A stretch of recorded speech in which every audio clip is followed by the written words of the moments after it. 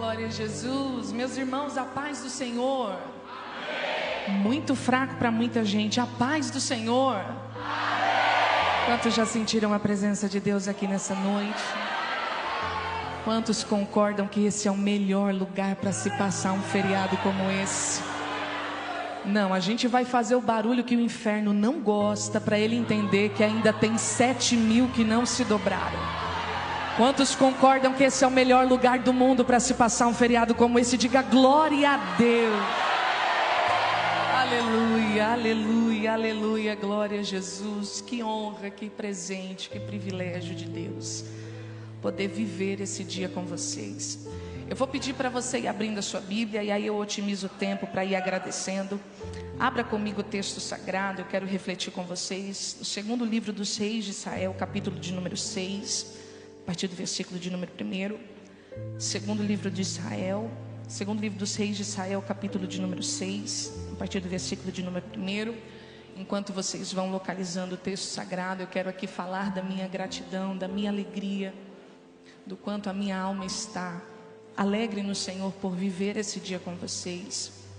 Estar aqui hoje não é só uma oportunidade, mas é também provar do favor e da bondade do Senhor. É Deus quem faz isso, e como diz o salmista, é coisa maravilhosa aos nossos olhos. Eu disse ao nosso irmão aqui que eu acompanho os congressos de vocês pela internet. Estar aqui hoje vivendo esse dia com vocês é muito favor de Deus, é muita bondade de Deus, é muita misericórdia de Deus. Eu quero louvar ao Senhor Jesus por todos os jovens e adolescentes que decidiram não só vestir essa camisa, mas viver essa experiência. Você pode ter certeza que você está semeando no reino de Deus, semeando no mundo espiritual. E como foi dito, né? Eu não lembro o nome do jovem que recitou aqui esse texto, mas ele disse, olha, para as coisas acontecerem, nós precisamos nos preparar. Então eu tenho certeza que até o último dia dessa festa, Deus vai batizar, Deus vai renovar, Deus vai distribuir dons e talentos, Deus vai dar casamento para esses jovens. Quem crê, irmão? Aleluia, aleluia, aleluia. Eu quero louvar a Deus pela vida do pastor presidente desta igreja. Que Deus abençoe, pastor Clarismundo. Muito obrigada pela confiança, pela oportunidade. Que Deus permaneça usando o Senhor para este povo, para esta igreja, para esta geração. Que Deus abençoe a vida do irmão Jordan, é isso? Meu Deus, eu fico até com receio de falar que o nome é tão chique, né, irmão? Irmão Jordan William, obrigada por lembrar de mim. A todos os líderes, toda a coordenadoria dos jovens, adolescentes, todos os pastores que compõem a diretoria dessa igreja. Eu quero louvar a Deus por tudo que Deus tem feito nessa casa. Acompanhei alguns dias, algumas ministrações, acompanhei algumas coisas do que Deus fez aqui. Eu tenho certeza que hoje Deus tem mais uma medida, você crê? Aleluia, aleluia.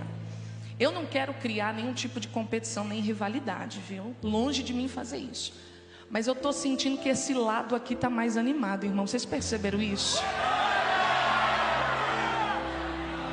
Eu vou dar uma oportunidade desse lado se defender. Porque talvez foi só uma percepção minha, dependendo do ângulo que eu estava olhando. Mas você sabe que aqui de cima a gente vê tudo, né? Mas eu acho que esse lado aqui está um pouquinho mais animado, é verdade? Não. Nós não vamos disputar glória a Deus e aleluia, que Jesus não precisa disso. Eu quero que seja natural. Mas no final da mensagem, se eu perceber que esse lado aqui testificou o meu argumento, eu vou ser obrigada a fazer uma oração especial por eles. Então você que está desse lado aí, você faz alguma coisa, você dá glória a Deus. Olha para esse jovem que está perto de você e diga, adora Jesus aí, que nós não podemos sair vazio desse culto, em nome de Jesus. Glória a Deus, amém? Quantos acharam o texto? Amém? Diz assim a palavra do Senhor. Segundo livro dos Reis, capítulo de número 6, versículo 1, diz assim: e disseram os filhos dos profetas a Eliseu: eis que o lugar em que habitamos diante da tua face nos é estreito, ou é pequeno demais para todos nós, em outras traduções. Vamos, pois, até o Jordão, e tomemos de lá, cada um de nós, uma viga. Diga após mim, uma viga. E façamos ali um lugar para habitar. E disse ele, ide. E disse um, serve-te de ires com os teus servos. E disse, eu irei. E foi com eles, e chegando eles ao Jordão, cortaram madeira. E sucedeu que, derrubando um deles uma viga, o ferro caiu na água. E clamou e disse: ai, meu Senhor, porque era emprestado. E disse o homem de Deus: onde caiu? E mostrando ele o lugar, cortou um pau e o lançou ali, e fez nadar o ferro, ou flutuar o ferro. E disse: levanta-o. Então ele estendeu a sua mão e o tomou. E você diz amém por essa palavra. Antes de se assentar, nós vamos fazer isso em 10 segundos. Mas antes de se assentar, eu quero que você vire para o jovem mais bonito que está perto de você. Eu sei que você não vai precisar se esforçar para fazer isso. Para a jovem mais bonita perto de você. Só que agora, olha aqui para mim, você não vai dar risadinha não, você vai falar sério, porque essa igreja é uma igreja de profetas, amém? Essa igreja é uma igreja de vasos de Deus, amém? O departamento mais cheio da presença de Deus é os jovens e os adolescentes, amém? Você vai olhar para esse crente, para esse jovem que está aí do teu lado, e você vai fazer uma pergunta que é muito sugestiva para o lugar que Deus vai nos direcionar aqui nessa noite. Você vai perguntar para ele assim: como é que está o teu machado, profeta? Oh, aleluia. Pergunta para alguém na direita, para alguém na esquerda. Pergunta assim: como é que está o teu machado? Está afiado? Está cortando? Ou está quebrado? Diga para ele: se tiver quebrado não tem problema, você está no dia certo, no culto certo, na igreja certa, porque aquele que conserta machado está na casa, está na casa, está na casa. Se assente funcionando, adorando, glorificando, exaltando ao nome do Senhor Jesus. Aleluia, aleluia, aleluia, aleluia, aleluia. Aleluia. Como é que está o teu machado? Olha aqui para mim, eu quero ser breve. E no tempo que eu tenho, ainda quero orar com vocês. Porque eu sei que Deus tem uma obra espiritual aqui nessa noite. Deus tem coisas para realizar aqui neste lugar. Olha aqui para mim. O texto que nós acabamos de ler é um texto que traz uma narrativa muito conhecida por grande parte da igreja. E essa narrativa aponta um contexto de crescimento e expansão. As coisas estão acontecendo em Israel e o favor de Deus tem se estendido a este povo, ao ponto de que a obra está crescendo. Aqueles que têm o interesse de se desenvolverem no ministério profético também está crescendo. Muitas coisas aqui estão acontecendo. Eliseu, que é a figura que assumiu um lugar de autoridade profética em Israel, aqui ele já tem um ministério muito consolidado, muito respeitado, muito validado pelos irmãos que conhecem o testemunho, que conhecem as obras que Eliseu havia realizado. E todas as vezes que eu tenho oportunidade de falar sobre Eliseu, me vem uma palavra que eu acho que nomeia, ou talvez representa muito bem o que o chamado de Eliseu comunica para nós. E a palavra que me vem ao meu espírito, à minha mente, é uma palavra que denota intensidade. Porque quando eu olho para a vida, para a história do profeta Eliseu, eu percebo a vida de um homem, de alguém que decidiu servir a Deus, não em parcelas, não em pedaços, mas na sua totalidade.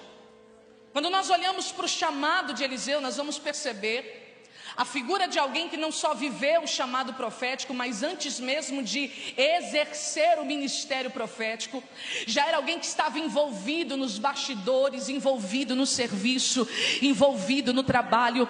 Porque tem alguém que acha que ministério é microfone na mão, é foto no cartaz e seguidor no Instagram.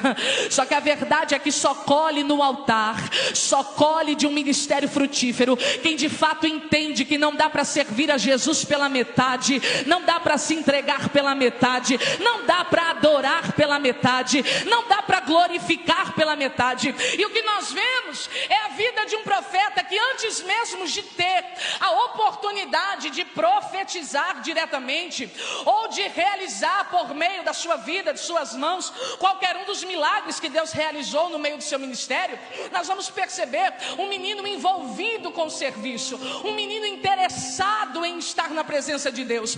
Alguém que, quando a Bíblia diz, no momento em que Elias vai passar pelo processo de talvez uma crise existencial, o processo mais dificultoso da vida de um profeta, porque profetas também passam crises, profetas também choram, profetas também sentem dor, profetas também têm vontade de desistir, profetas também sentem vontade de parar. Só que no momento de maior crise existencial, crise de identidade, crise ministerial da vida de Elias, a Bíblia diz que Elias vai orar ao Senhor, ainda dentro de uma caverna, quando o Senhor o encontra. Isso depois de já ter passado pelo pé de zimbro, de ter caminhado 40 dias debaixo de um alimento, não só físico, mas espiritual que Deus havia lhe dado.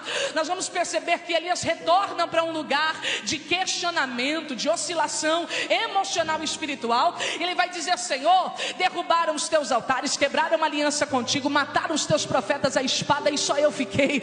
Aí a Bíblia diz que Deus vai responder, oh aleluia, ao profeta Elias, que está vivendo um momento de vulnerabilidade, e vai dizer: só você ficou, coisa nenhuma, ainda tem 7.000 que não se assentam na mesa de Jezabel. Oh, irmão, eu vou melhorar isso aqui, você reage como quiser. O Senhor vai dar testemunho de alguém que pode até não estar em evidência, mas permanece em fidelidade, de alguém que pode até, oh aleluia, não estar em evidência, mas permanece em fidelidade, porque Deus conhece aqueles que são seus. Eu vou repetir, Paulo vai escrever a Timóteo: o Senhor, Ele conhece aqueles que são dele.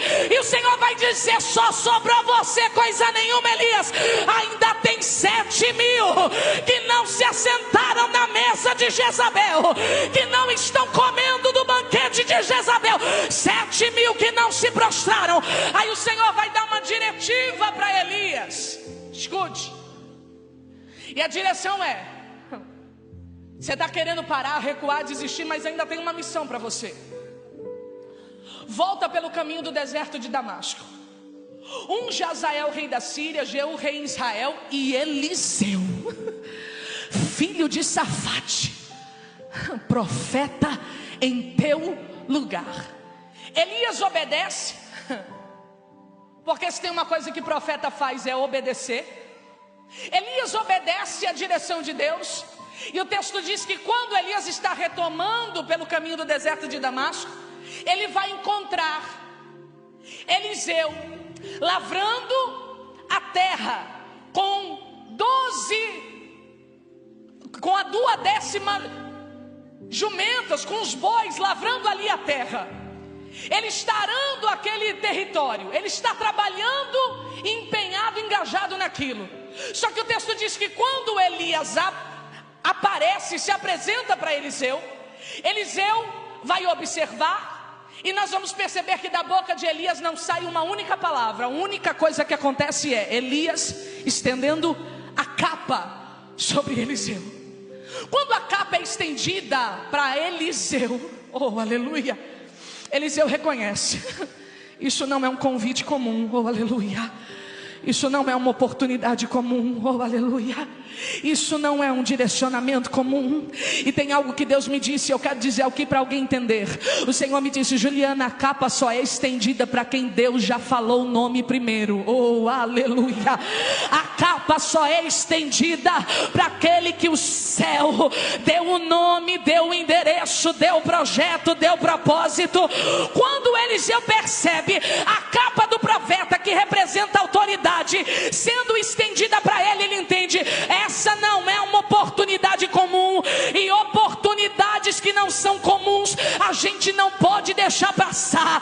Olhe para alguém que está perto de você e diga: Deus está preparando uma oportunidade extraordinária. Diga: Deus está preparando uma oportunidade extraordinária. Diga para ele: não rejeita a capa, não ignora a capa, não vira as costas para a capa, agarra a capa, abraça a capa, caminha debaixo da capa, anda com a capa, avança com a capa.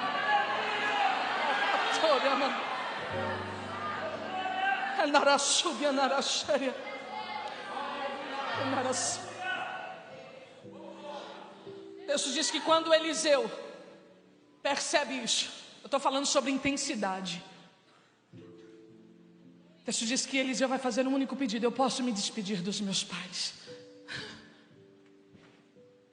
Se despede dos pais, retorna para a presença de Elias, queima todas as juntas de boi, distribui a carne para o povo e segue o seu chamado. Oh, aleluia. Eu não sei se alguém entende a grandiosidade disso aqui, mas o que Eliseu está nos comunicando é: quando Deus me encontrou, eu já estava fazendo alguma coisa. Quando Deus me encontrou, eu já tinha as minhas mãos ocupadas. Quando Deus me encontrou, eu já tinha um projeto particular e pessoal. Quando Deus me encontrou, eu já tinha uma expectativa de quem eu seria no futuro.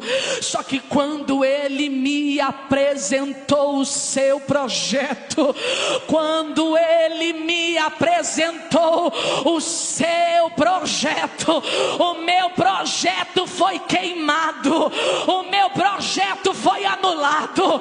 E queimando todas as juntas de boi, Eliseu estava dizendo: eu estou seguindo o que Deus tem para minha vida, e não tem plano B, não tem opção de retorno, não tem outra alternativa a não ser viver aquilo que Deus tem para minha vida. Levante a sua mão, eu vim liberar uma palavra deste altar, e o Senhor está dizendo: essa é noite de rasgar o plano B, porque Deus está entregando para alguém uma capa,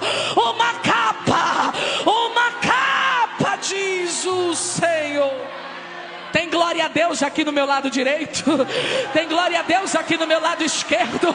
O Senhor está dizendo: rasga o plano B, rasga os teus projetos, porque o que eu tenho contigo é maior, diz o Senhor. Escute, intensidade. Quando ele se propôs a servir, ele disse: eu vou abrir mão de tudo.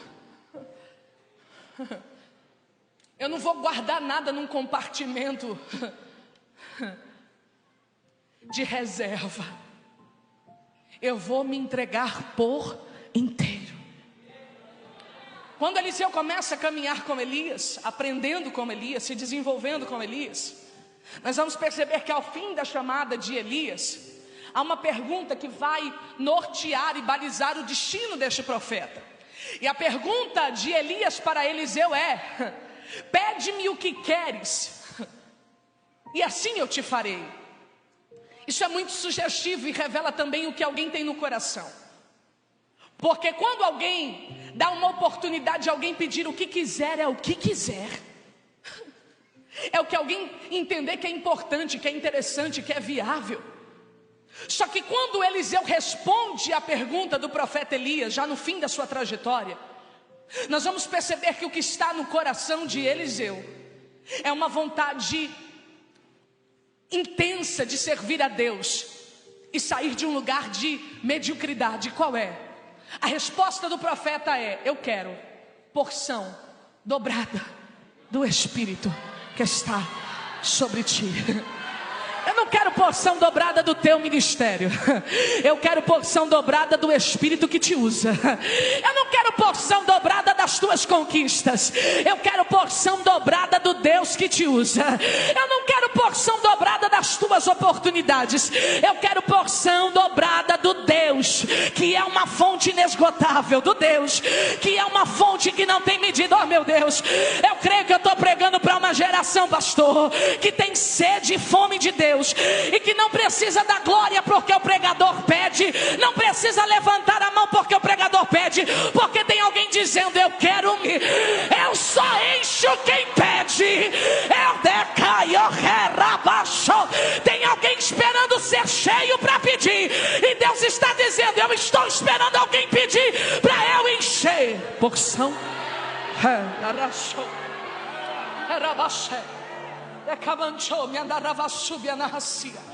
porção dobrada, porção dobrada, porção dobrada, porção dobrada. Eliseu está dizendo: eu não quero te servir de qualquer jeito, eu quero porção dobrada.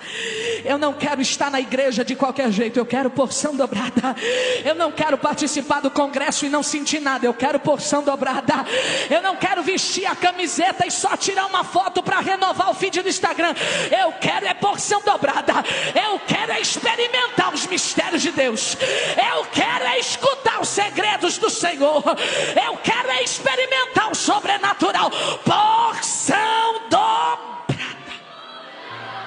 Aleluia, aleluia, aleluia.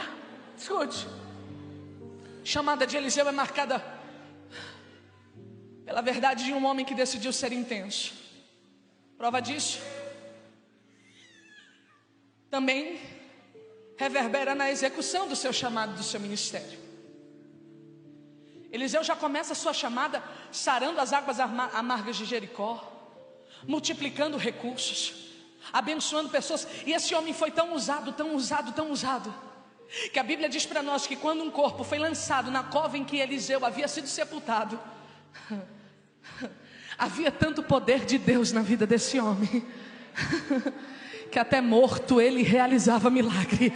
Jogaram um homem morto, mas o que estava debaixo da terra eram os ossos de um homem que decidiu servir a Deus por inteiro. O que estava debaixo da terra eram os ossos de um homem que pediu porção dobrada. O que estava debaixo da terra eram os ossos de alguém que decidiu ser fiel a Deus, intenso na sua entrega, intencional no seu propósito. Aí lançam o corpo do homem morto, só que quando o corpo bate e percebe, oh aleluia, a presença do solo em que ele caiu, até a morte tem que bater em retirada, até que vai o rebarachou. Ô pastor, eu não sei se tem alguém que crê, mas enquanto eu estava de joelho dobrado dentro do meu quarto, o Senhor me disse: Juliana, diga na minha igreja que eu vou levantar jovens e adolescentes com tanta autoridade que a morte vai bater em retirada. Eu ia dar rabachóbia, poder de Deus, e a morte vai bater continência e recuar, Jesus. Você crê que você vai levantar a mão naquela escola e a morte vai bater em retirada? Você crê que você vai levantar a mão naquela faculdade e a morte vai bater em retirada? Você crê que você vai entrar dentro daquele ambiente e o espírito das trevas vai bater em retirada? Isso aqui é para quem crê.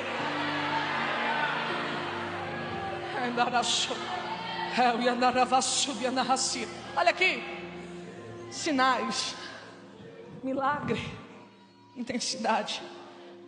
Elias teve um ministério marcado pelos sinais de Deus, pelos milagres que Deus realizou por meio da sua chamada. Só que o que chama a minha atenção é perceber que o profeta que carregou o título de profeta da porção dobrada não abriu mão, oh aleluia, do ensino e do discipulado. Olha aqui para mim. Porque alguém acha que ser cheio de Deus é marchar. É também.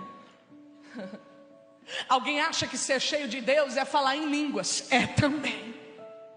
Alguém acha que ser cheio de Deus e ser profeta da porção dobrada é só viver o sobrenatural de Deus. É também por quê? Porque mas não é tudo. Porque faz parte, mas não é o todo. E aí o que eu percebo? Que Elias era o profeta do fogo, Eliseu era o profeta da porção dobrada. Mas ambos, sendo profeta do fogo ou profeta da porção dobrada, eles entenderam: não tem marcha, não tem milagre, não tem mistério, não tem sinal, não tem poder se não tiver ensino e palavra. Oh, aleluia! Oh, aleluia! Alguém está entendendo o que Jesus colocou na minha boca? Eu glorifico a isso, por isso. Porque tem gente que está achando que poder de Deus é esquizofrenia, e eu vim pregar que não. Poder de Deus não tem outra fonte se não for ensino e palavra. É profeta da porção dobrada, mas não pega na Bíblia, então não tem porção nenhuma. É profeta da porção dobrada, mas não lê a palavra, então não é profeta coisa nenhuma. Quer ser profeta da porção dobrada, mas não dobra o joelho, não aceita ser discipulado, não aceita ser ensinado, então não é profeta de porção nenhuma. Porque porção dobrada só vem pelo poder da palavra de Deus. Da palavra de Deus. Tem alguém comigo? Eu estou sozinha. Poder é resultado da palavra de... Juliana, por que você está dizendo isso? Porque Eliseu foi profeta de milagre. Mas quando ele assume a autoridade profética em Israel, a escola de profetas em Jericó, que tinha 50 membros matriculados, começou a crescer. Porque Eliseu entende: dá para fazer milagre, dá para atender a necessidade de quem precisa, dá para viver debaixo de mistério, só não dá para abandonar o ensino e o discipulado. A escola dos profetas, olha aqui para mim, a palavra de Deus, sobretudo a servir os outros profetas, a servir o reino de Deus. Porque não dá para querer subir aqui, pegar o microfone, profetizar, pregar, se você não consegue ser útil para quem está sentado do teu lado, para quem é o teu braço na tua direita. Estica o teu braço na tua direita. Há uma pergunta que certa feita alguém fez para Jesus, perguntando: Jesus, quem é o meu próximo? Como quem diz assim: a quem eu devo ajudar, a quem eu devo auxiliar, a quem eu devo servir. E alguém pense que para servir precisa estar aqui em cima. Só que é um segredo e um conselho de Deus: todo aquele que o teu braço alcança, todo aquele que o teu braço consegue alcançar, é aquele que nós devemos servir. Não dá para querer colher no microfone no altar o que antes a tua mão não alcançou com o serviço. O Senhor está dizendo: é tempo de servir, é tempo de honrar, é tempo de servir, é tempo de honrar, é tempo... Eu estou pregando para quem está aqui. É tempo de servir, é tempo de honrar. Quando aqueles homens, por exemplo, se depararam com aquele homem no caminho, que a Bíblia vai dizer que estava meio morto, e eu amo essa expressão, porque meio morto também é meio vivo. E Jesus ama um meio morto, irmão. Oh, aleluia. Jesus não desiste de quem está meio morto. Jesus não abandona quem está meio morto. Jesus não vira as costas para quem está meio morto. Aí o texto diz que sacerdote passa, o braço alcança, mas não serve, o braço alcança, mas não socorre, o braço alcança, mas não ajuda. A Bíblia diz que o levita passa, o braço alcança, mas não serve, o braço alcança, mas não ajuda, o braço alcança, mas não socorre, mas vem descendo. Oh, aleluia. Alguém que nós vamos nomear como um bom samaritano, e ele vem carregando na sua bagagem vinho, ataduras e azeite. Sabe o que Deus está dizendo? Só dá para servir quem primeiro o teu braço alcança. Escute, esses profetas Eles estavam nessas escolas, não era aprendendo a profetizar, era aprendendo a palavra e aprendendo a servir. Aí o texto diz que um dos filhos dos profetas, que era a nomenclatura que geralmente eles carregavam, aprendiz de profeta, filho de profeta, eles vão agora se direcionar para Eliseu. E eles vão dizer: Eliseu, o lugar que nós habitamos diante da tua presença é pequeno demais para todos nós. Ele vai comunicar um fato, sim ou não? Sim. Existem duas verdades que eu preciso ressaltar aqui. Primeira delas: a escola está crescendo. A escola está alcançando mais discípulos. A escola está tendo mais homens que desejam desenvolver o ministério profético sendo matriculados, entre aspas. Isso só está acontecendo porque alguém decidiu não desistir do ensino e do discipulado. Primeira verdade que eu quero dizer para alguém aqui nessa noite, porque Deus está compartilhando conosco uma responsabilidade. Primeira verdade que eu quero declarar para alguém aqui: a escola só está crescendo, só tem gente querendo ser inserida no ministério, só tem gente querendo ser útil na presença de Deus, só tem mais gente querendo se desenvolver, porque alguém decidiu não desistir do ensino e do discipulado. Eliseu era o profeta da porção dobrada, mas era o profeta que também não abria mão da lei, não abria mão da palavra. Eu me lembro, quando eu olho para isso, por exemplo, da igreja de Antioquia, que a Bíblia vai dizer para nós que era uma igreja que tinha uma relevância muito expressiva, mas era uma igreja que reunia dentro de si profetas e doutores. E o Senhor me disse: Juliana, dá para caminhar no profético e não abandonar a palavra. Eu vou repetir isso aqui, você reage como você quiser. Dá para caminhar no profético e não abandonar o ensino da palavra. Deixa eu te dizer, o Senhor tem me dado, por bondade e misericórdia, o privilégio de pregar para jovens, adolescentes e mulheres da minha geração, do meu país, da minha nação.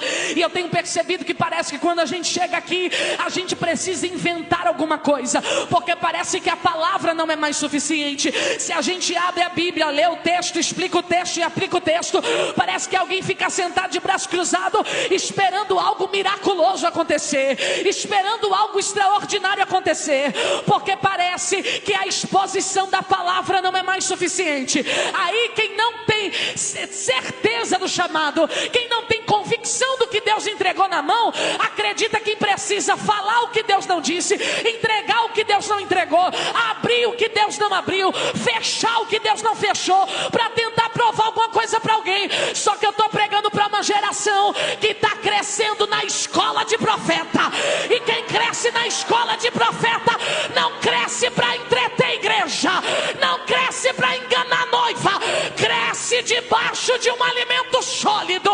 Segura na mão desse jovem, segura na mão desse adolescente, porque Deus está levantando aqui pregadores, evangelistas, pastores, esposa de pastores.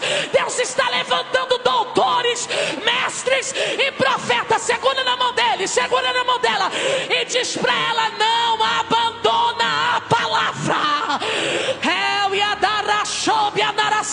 Levanta ela se você trouxe, levanta ela se você trouxe, levanta a tua espada.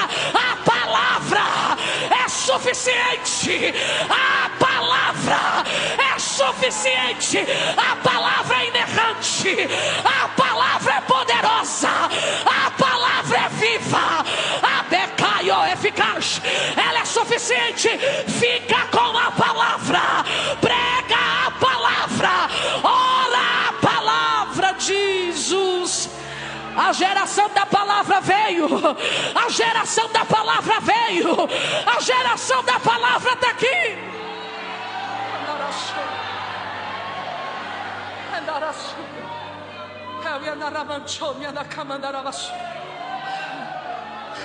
Vai ter milagre, mas vai ter palavra. Vai ter sinal, mas vai ter palavra. Vai ter o extraordinário, mas vai ter. a escola cresce. E alguém vai dizer para Eliseu, e essa é a segunda verdade que eu prego. Alguém vai dizer para Eliseu: o lugar que nós habitamos diante da tua face é pequeno demais para todos nós. E aí eu te faço uma pergunta: é o lugar que está diminuindo? Ou é quem está dentro que está crescendo?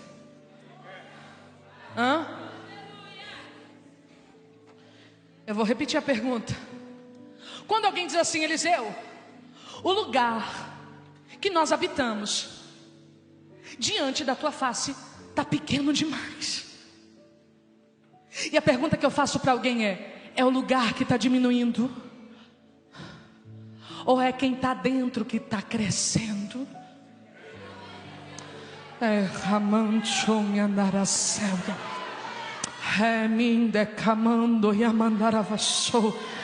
Alguém vai dizer: está pequeno demais. E seria muito inocência da nossa parte achar que por algum motivo as medidas, a largura, a extensão daquele lugar diminuiu. Não é o lugar que diminuiu, é você que cresceu. Eu sinto Deus aqui, irmão. Eu sinto Jesus aqui. Deus está falando com alguém na galeria. Não é o lugar que diminuiu, é que eu te fiz crescer. É que eu aumentei tua largura, eu aumentei tua profundidade, eu alarguei a tua tenda. Não é o lugar que você está que diminuiu. Diga para quem está do seu lado: é que você está crescendo. Por que isso importa? Importa porque alguém precisa entender que quando o lugar está apertado, a gente precisa fazer alguma coisa para alargar. Quando o lugar está apertado, oh aleluia, Deus sentou alguém para conversar nessa noite. Quando o lugar está apertado, a gente precisa se movimentar para alargar. Não é o lugar que está diminuindo, é que a tua medida já não é mais a mesma, é que a tua estatura já não é mais a mesma, é que a tua realidade já não é mais a mesma.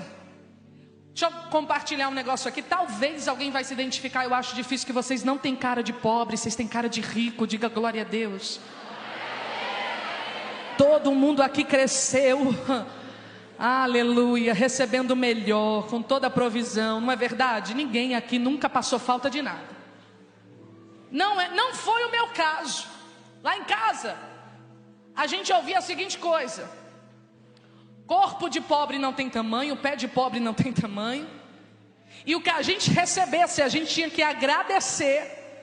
Se fosse uma doação de roupa, uma doação de sapato, qualquer coisa, a gente não podia olhar e dizer assim: não me serve. Não é verdade? Porque pé de pobre não tem tamanho. Então, se o sapato fosse maior, se fosse menor, a gente tinha que usar, porque era o que tinha. Aleluia. Só que você talvez já viveu essa experiência de gostar tanto, vou usar o exemplo do sapato, de gostar tanto de um sapato, tanto de um sapato. E os adolescentes aqui vão me entender, e os pais de adolescente mais ainda, porque eu não sei como esses meninos crescem tão rápido. Glória a Deus. Comprou hoje, daqui 2 meses começa a incomodar. Mas alguém está dizendo: eu gosto desse tênis. Eu vou falar com as meninas: aquela saia que a gente amava, 36, 38, que não cabe mais, meu Deus do céu, e a gente deixa guardada na esperança de entrar nela de novo um dia. Aquela blusa P, oh irmão, que tragédia, que a gente pagou caro. Eu disse assim: ah não, a gente vai entrar de novo. E eu creio que a gente vai. Quem crê? Quem crê que a unção do emagrecimento? Aleluia, aleluia. Profetiza aí para essa mulher. Eu profetizo: você vai perder 5 quilos ainda essa semana. Diz para ela. Aleluia. Tá vendo como faz as mulheres da glória, pastor? Aleluia. Olha aqui para mim. Os meninos também. Tem um menino na porta levantando a mão: recebe, meu filho. Aleluia. Olha aqui. Só que o sapato está pequeno. E se alguém entender que nem é sobre sapato que eu estou falando, só que alguém está dizendo eu quero usar,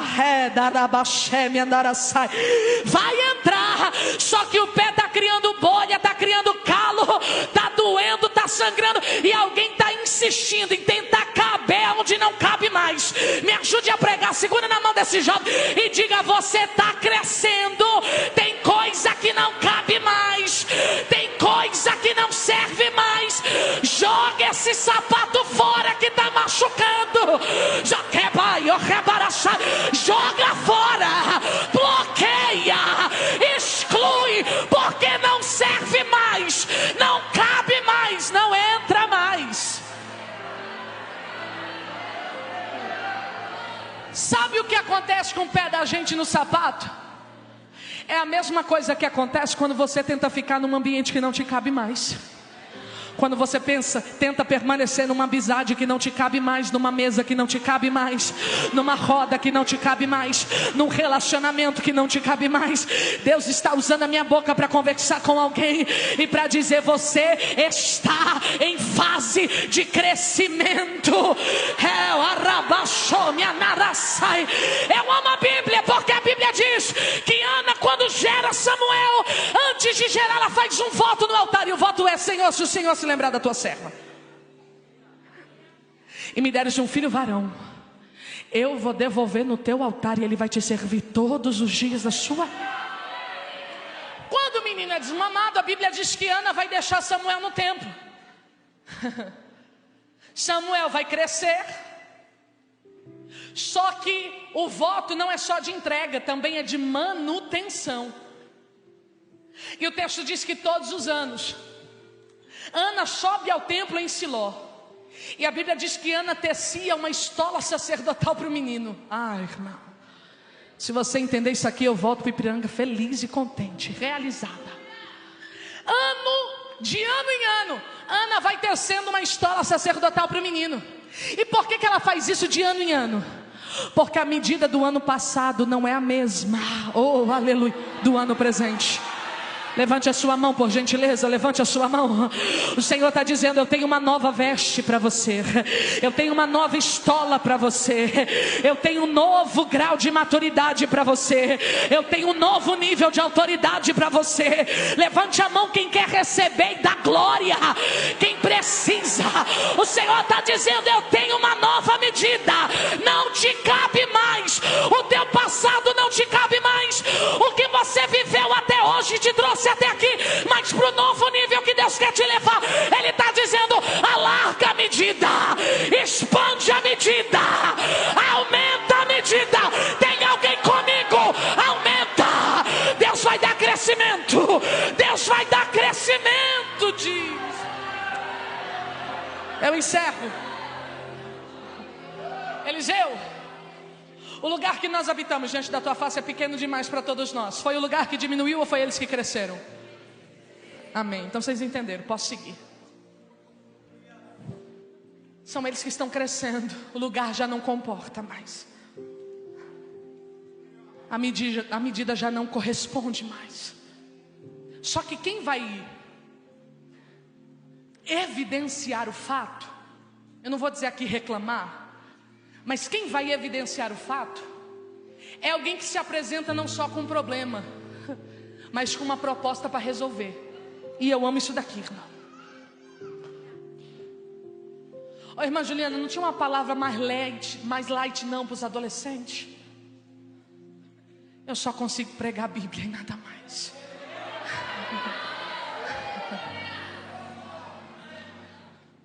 O meu Deus não mudou o nível do decreto e do comando para Daniel ter algum tipo de relatividade para se apresentar diante de Deus, não. Os decretos permaneceram, a lei permaneceu, a ordem permaneceu, e o que cresceu na Babilônia não foi um Daniel fraco, foi um Daniel forte. Escute, olha aqui para mim. Quem vai apresentar a realidade dos fatos também se apresenta para Eliseu com uma proposta de algo para resolver o problema que está apresentando. Porque reino de Deus não é sobre o que nós gostamos, mas é sobre o que nós estamos dispostos a fazer para mudar a realidade que a gente está. Reino de Deus não é sobre o que nós queremos ou o que nós desejamos, mas é sobre o quanto nós estamos dispostos a fazer para agradar aquele que nos escolheu. Alguém vai dizer: o lugar está pequeno, o lugar está estreito. Só que eu tenho uma ideia. Diga após mim: uma ideia. Deus vai clarear a mente desses jovens e adolescentes com projetos. Oh, aleluia, aleluia. A liderança a partir de hoje vai ter muito WhatsApp para responder.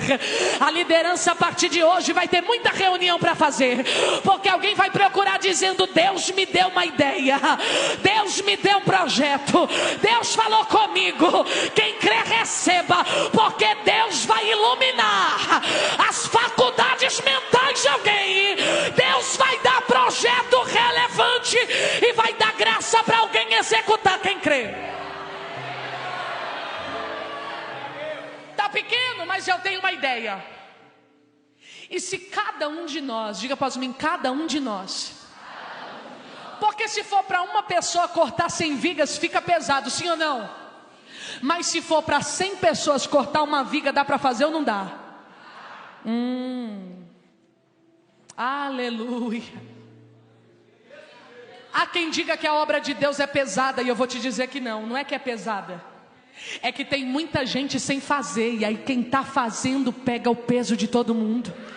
O que o menino está dizendo é: e se a gente cortar cada uma viga, e se a gente se unir para cada um fazer um pouquinho, e se a gente se juntar para ampliar o território, dá certo ou não dá?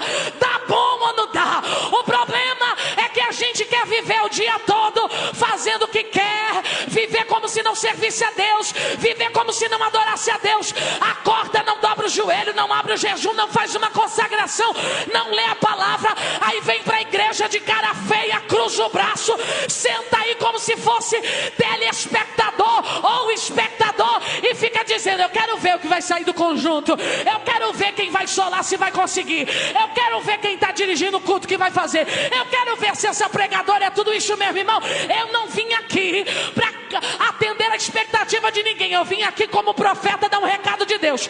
O problema é que tem gente demais, com tempo demais, sem cortar viga, e Deus está dizendo: se todo mundo pegar uma ferramenta, não fica pesado para ninguém. Vai crescer, vai crescer, vai crescer, vai crescer, vai crescer. Olhe para esse jovem e diga para ele: essa igreja pode contar contigo? Pergunta para ele aí, dependendo do que ele responder, você já vai saber. Diga: essa igreja pode contar contigo para crescer? A nossa geração pode contar com você para crescer? Ou você vai ficar de braço cruzado esperando alguma coisa acontecer? Fala para ele: pega o teu machado hoje. Fala para ele: pega a tua ferramenta hoje. Fala para ele: pega o teu machado, pega a tua ferramenta, pega o que Deus te deu e bora trabalhar, porque Deus vai dar o crescimento.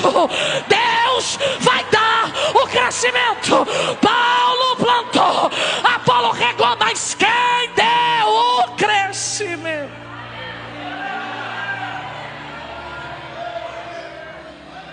Eles reclamam, mas também resolvem.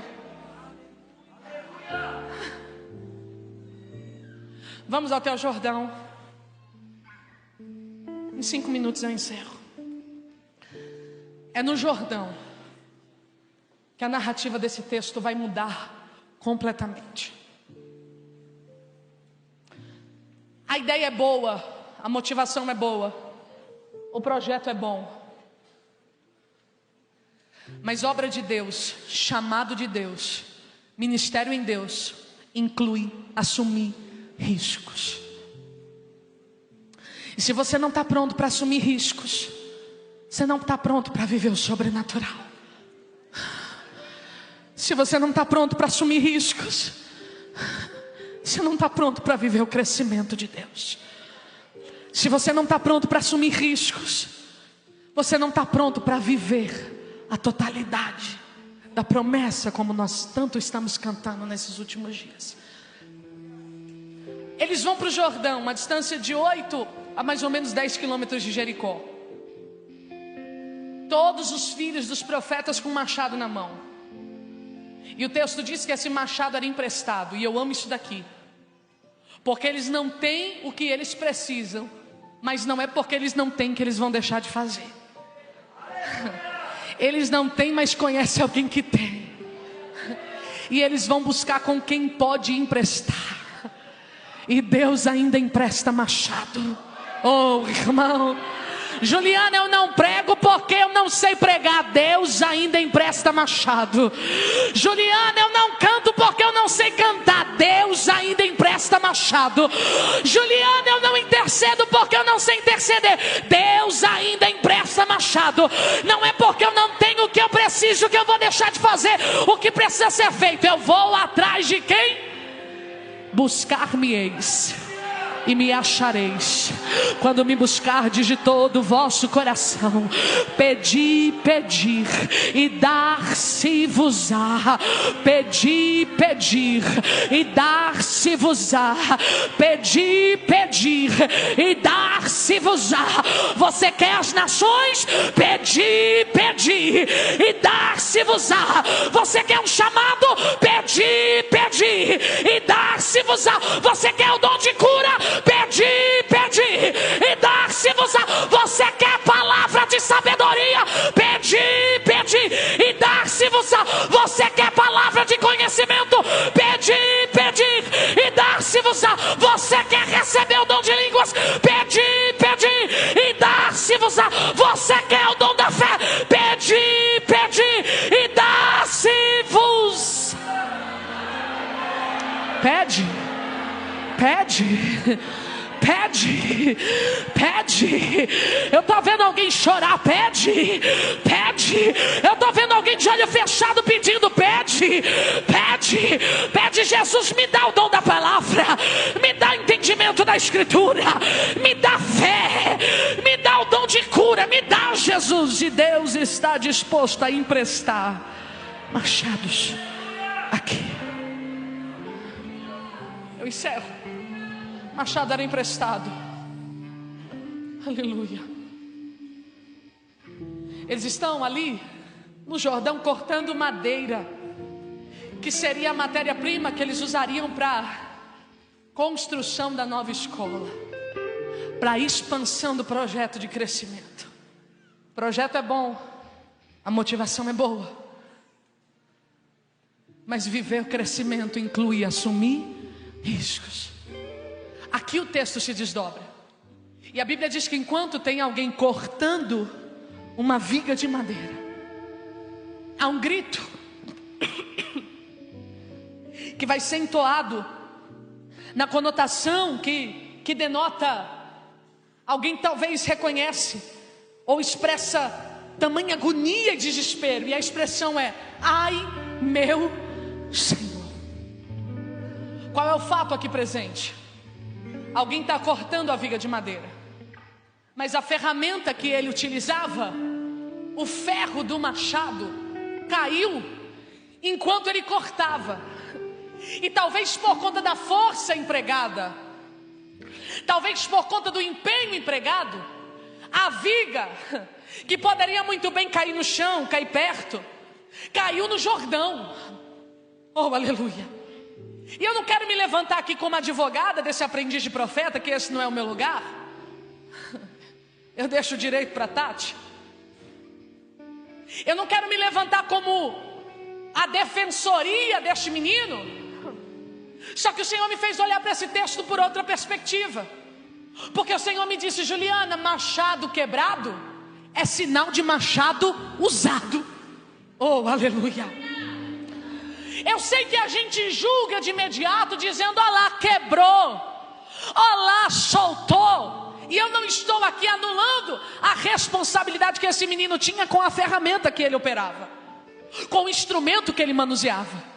Mas eu estou querendo dizer que não é porque quebrou que a intenção de alguém era quebrar. Só que o Senhor me disse: filha, machado quebrado também é sinal de machado utilizado. E sabe por quê? Que não existe para esse aprendiz de profeta aqui, pelo menos no texto, uma palavra diretiva de repreensão, mas uma palavra de socorro e de restauração. Porque Deus prefere restaurar o que quebrou do que convencer alguém a usar o machado que está encostado, enferrujando, sendo que já sabe o que Deus tem, o chamado que Deus deu, mas alguém preferiu não utilizar, não servir, não fazer, não adorar. Aí o Senhor me disse: melhor do que um machado enferrujado, encostado porque alguém não utiliza, é um machado que se quebrou acidentalmente porque alguém decidiu fazer. E o Senhor me disse: é melhor machado quebrado do que machado enferrujado. Pergunta para esse jovem: como é que está o teu machado? Tem gente aqui que está pedindo coisa nova e Deus está dizendo: usa primeiro o que eu já te dei, que está enterrado, que está encostado, que está abandonado, que está negligenciado. Usa primeiro o que eu te dei. Porque quando eu olho para a Bíblia, eu vejo um Deus que prefere se manifestar como misericórdia e restauração, como um Deus que fica insistindo para alguém fazer o que já sabe que precisa ser feito. Eu vejo um Deus que se manifesta como restauração em Jeremias 18, quando a Bíblia diz: Jeremias, levanta-te, desce, vai à casa do oleiro, e lá eu te farei ouvir as minhas palavras. E eu desci e vi, oh aleluia, que o oleiro estava entregue, realizando a sua obra, e o vaso que ele fazia de barro se quebrou na mão do oleiro, e tornou, oh aleluia, e tornou, oh aleluia, e tornou a fazer dele um novo vaso. Eu vejo Deus dando uma oportunidade de novo para o vaso quebrado, mas eu não vejo Deus dando uma nova oportunidade para o servo infiel. Eu vejo Deus dando uma oportunidade para aquele que se quebrou, mas eu não vejo Deus estabelecendo uma nova oportunidade para quem podia fazer e não fez, para quem tinha oportunidade de servir e não servir. Sabe o que Deus está dizendo? O Senhor está dizendo: eu prefiro restaurar quem se quebrou fazendo do que tentar convencer quem já sabe o que eu tenho, mas decidiu não fazer. Fica de pé. Fica de pé. Fica de pé. Oh, aleluia. Machado quebrado é sinal de machado utilizado. Porque antes quebrado, aleluia, porque usou, do que enferrujado porque decidiu encostar. Eu quero orar com vocês. Juliana, e você vai fazer vista grossa da responsabilidade que esse menino tinha? Jamais. Existia uma responsabilidade aqui que era intransferível. Porque machado não quebra do nada, irmão. Olha aqui para mim. Machado não quebra do nada. Machado não se arrebenta do nada. Machado não descola do nada. O machado vai dando sinais que não está tão bom como poderia ou como deveria. Só que só quem sabe a condição do machado é quem tem ele nas mãos. E qual é a nossa responsabilidade como igreja hoje diante dessa palavra que Deus nos confiou? É entender que para Deus tão importante quanto cortar a viga para construir um lugar de expansão e crescimento, é também cuidar da ferramenta que Ele nos emprestou. Porque às vezes, tão engajados, tão comprometidos com o crescimento, com a expansão, com os novos níveis, com o cumprimento da promessa, a gente entra num ativismo de cortar viga, cortar viga, cortar viga, cortar viga, sem olhar para a condição do machado que a gente carrega. E Deus está dizendo para nós: tão importante quanto cortar madeira, tão importante quanto executar o que eu te chamei para fazer, é cuidar da ferramenta que eu te dei. Porque Deus não vai se sentir ofendido se você diminuir o fluxo do teu corte para fazer a manutenção do teu machado. Só que nós, na vaidade de homens, mulheres, jovens, meninas, meninos, obreiros, obreiras, a gente às vezes entende que para ser aceito por Deus, para ser amado por Deus, a gente precisa dar resultado. Quando os discípulos voltam da primeira missão, quando Jesus vai levantar os 70, Jesus vai liberá-los de 2 em 2 para que eles pudessem ir pelas aldeias, pregando o evangelho a toda criatura, anunciando. Jesus vai liberar sobre eles poder e autoridade para pisar na cabeça de serpentes e escorpiões. E a Bíblia diz que quando eles retornam felizes. Por quê? Por conta do resultado. Nós curamos, nós expulsamos demônios, os demônios se sujeitaram. E o que Jesus vai dizer? Parabéns? Não. Jesus vai corrigir o coração daqueles homens, dizendo: o meu desejo é que vocês pudessem se alegrar, não porque os espíritos se sujeitam a vocês, mas que vocês pudessem ser alegres por terem os nomes de vocês escritos no céu. Nós não nos alegramos por conta de resultado, nós nos alegramos porque nós não tínhamos nada e Ele nos escolheu. Nós não nos alegramos por aquilo somente que Ele faz através de nós, mas por aquilo que Ele já fez em nós. Nós não nos alegramos pela quantidade de madeira que cortamos, mas pelo privilégio dEle nos confiar um machado. E eu preciso lembrar alguém: esse machado não é teu, esse machado tem dono, esse machado é emprestado. Só que tem alguém dizendo: eu preciso provar algo para alguém, eu preciso fazer para ser aceito, eu preciso chegar para ser reconhecido. E nisso, o machado que começou cortando bem vai ficando frouxo, vai soltando do cabo. E sabe aquilo que a gente sabe que precisa fazer, mas não quer?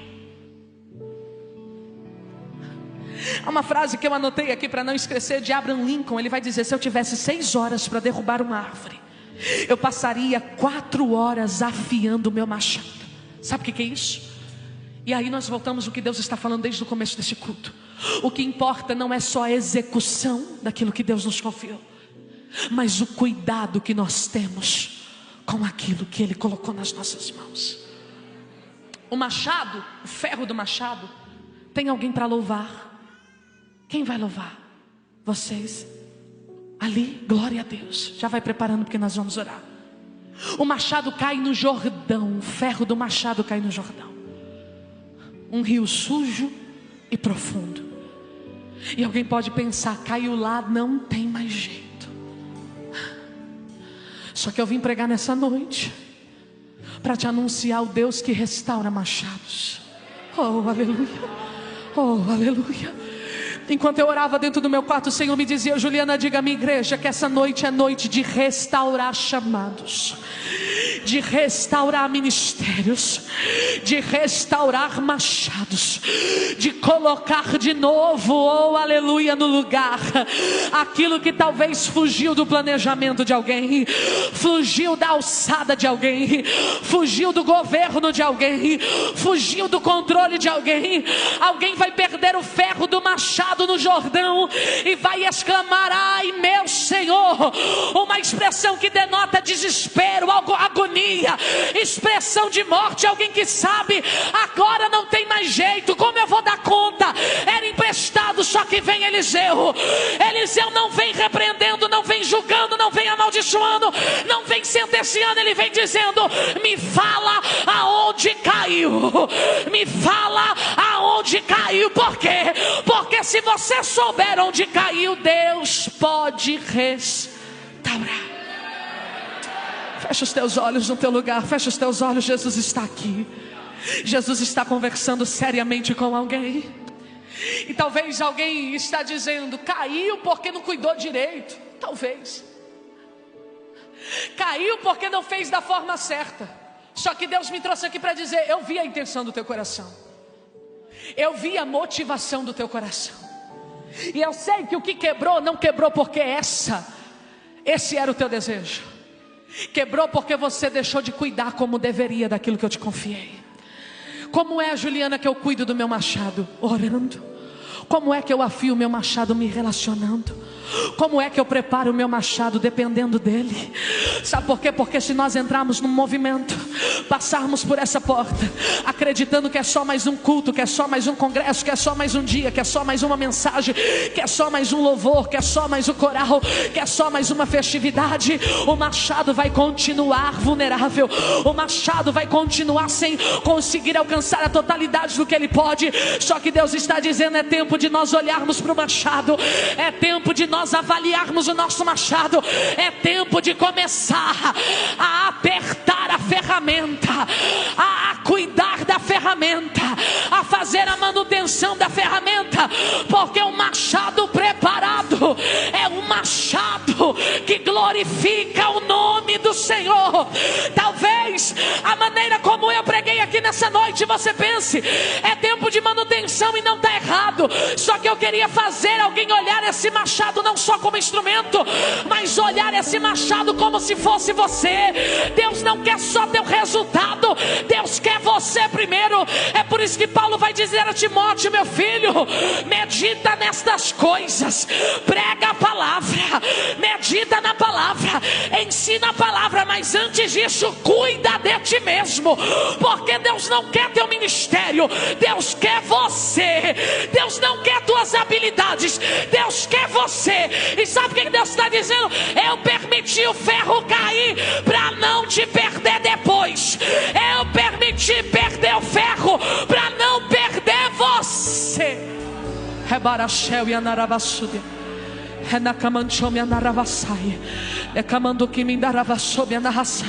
É só você que sabe como está esse machado. Os nossos irmãos vão louvar, e enquanto eles louvam, eu tenho 2 convites para fazer para alguém aqui. O meu tempo já foi, mas eu não quero entregar a minha oportunidade sem abrir 2 convites. Primeiro, eu quero orar por você que entrou aqui nesta noite afastado dos caminhos do Senhor, entrou aqui nesta noite com aliança com Cristo quebrada. Mas você entende, Juliana, essa palavra foi para mim. Jesus falou comigo, Jesus me encontrou nesse culto, Jesus me achou nesse feriado de carnaval. E eu não sei se você conhece alguém que você convidou e que você sabe que está afastado dos caminhos do Senhor. Me ajude a pregar nessa noite. Vá de encontro a essa pessoa, dê um abraço nele, um abraço nela, e diga: Jesus quer te restaurar. Porque alguém pode dizer: machado quebrado ele joga fora. Só que eu vim dizer que machado quebrado ele conserta. Alguém pode dizer que aquilo que quebrou ele descarta, mas eu vim dizer que aquilo que quebrou ele restaura. É noite de quem caiu no Jordão levantar. É noite de alguém que disse: caiu no lugar sujo, caiu no lugar profundo, e Deus está dizendo: eu vou restaurar, eu vou restaurar, eu vou restaurar, eu vou restaurar, eu vou restaurar. Já tem uma vida aqui no altar. Eu vou restaurar, eu vou restaurar, eu vou restaurar. Você que está afastado, corre. Você que se afastou, corre para o altar. Tem mais uma vida vindo.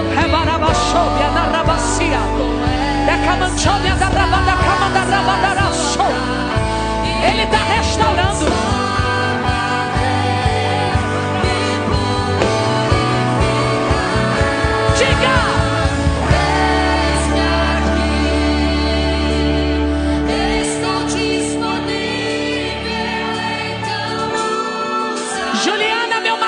Caiu e eu me afastei. Corre pro altar.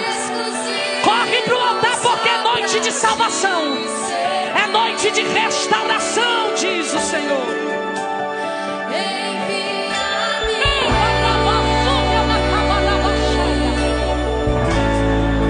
Tem gente vindo, tem gente vindo. Vai descer da galeria.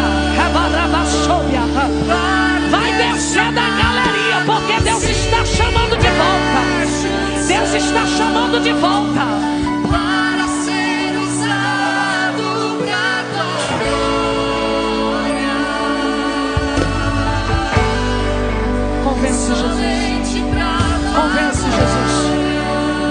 disse Jesus: o ferro caiu no Jordão sujo, mas não há profundidade e sujeira que seja maior do que o amor, a graça e a misericórdia do Deus que deu seu Filho unigênito para todo aquele que crê nele, não pereça, mas tenha vida eterna.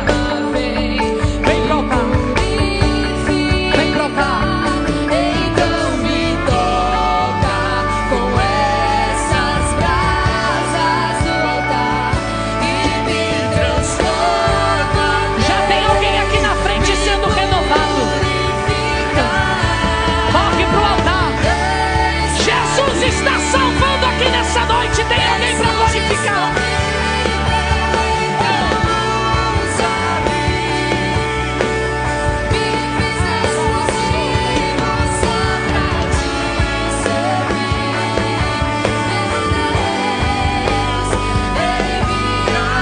É noite de oportunidade, é noite de recomeço, é de cabarabacobadarabaxô. Tem corrente caindo, tem corrente caindo. Para ser usado pra tua glória, somente pra tua Nenhuma condenação há para aqueles que estão em Cristo Jesus. A corrente da culpa, a corrente da condenação, a corrente do medo, a corrente da rejeição, a corrente do abandono, a corrente do trauma está caindo agora, agora. Esse Jordão não é o teu lugar. geração eleita, sacerdócio real, povo exclusivo de Deus, Nação santa, nação santa. mais forte, mais forte, mais forte. Diga no teu lugar, geração. Diga isso. Sacerdócio real, Está aqui.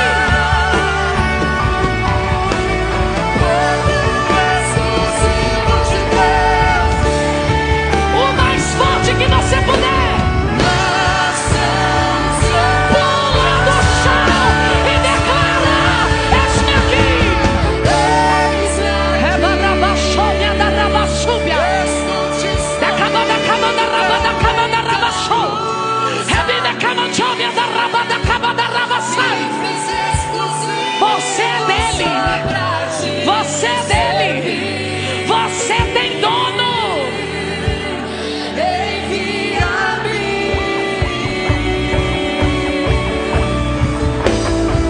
Como dizer não? Como dizer não para teu chamado, simplesmente um sonho, para ser usado pra tua glória, somente pra tua glória. Vamos orar. Olha para esse jovem aí do seu lado e diz: como é que está o teu machado? Ó, eu não sei a condição desses que estão aqui na frente. Eu queria que os voluntários, os obreiros perguntassem. Eu sei que tem gente aceitando Jesus pela internet. Tem gente assistindo, cultuando pelas redes sociais, estão aceitando Jesus. Mais uma alma para Jesus. Oh, aleluia. Será que tem alguém que pode celebrar comigo? Eu não sei a condição desses que estão aqui. Olha aqui para mim. Mas nós já vamos saber quem é que está aceitando, quem está se reconciliando, quem está se consertando. Mas eu sei que quem está aqui tem aliança com Deus. Só que deixa eu melhorar o convite, porque agora vai o segundo convite. Irmã Juliana, meu machado não caiu ainda, mas eu sei que ele precisa de um conserto. Meu machado não quebrou ainda, mas eu sei que ele precisa de um reparo. Sai do teu lugar agora e vem aqui, porque tem uma labareda de Deus nesse altar. Tem jovens aqui que por conta do pecado não falam mais em língua. O diabo está te acusando tanto, mas Deus te deu um machado, e o Senhor está dizendo: ajusta isso hoje, conserta isso hoje, repara isso hoje, porque Deus tem cumprimento de promessa. Deus tem chamado para essa igreja, Deus tem chamado nesse departamento. Esse congresso aqui ficará marcado por conta dos sinais que Deus vai realizar e por conta do posicionamento que jovens terão a partir destes dias. O Senhor está dizendo: a tua vida espiritual não será mais a mesma, a tua vida de intimidade com Deus não será mais a mesma, a tua vida de oração não será mais a mesma.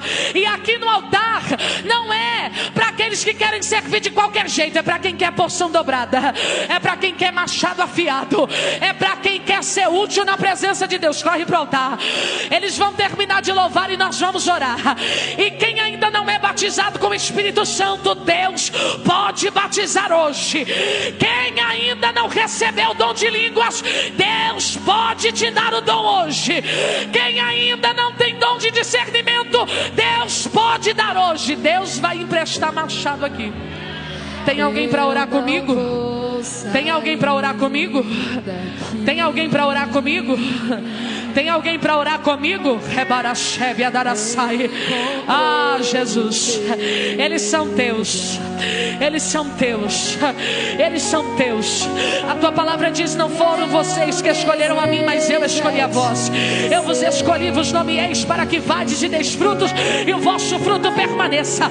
Eu quero profetizar aqui sobre esta igreja: ninguém vai se perder no Jordão, ninguém vai se afundar no Jordão, ninguém vai se perder no projeto. Eu declaro que todos quantos estão aqui ouvirão da tua boca naquele grande dia: vinde benditos de meu Pai, e possuem por herança o reino que vos está preparado.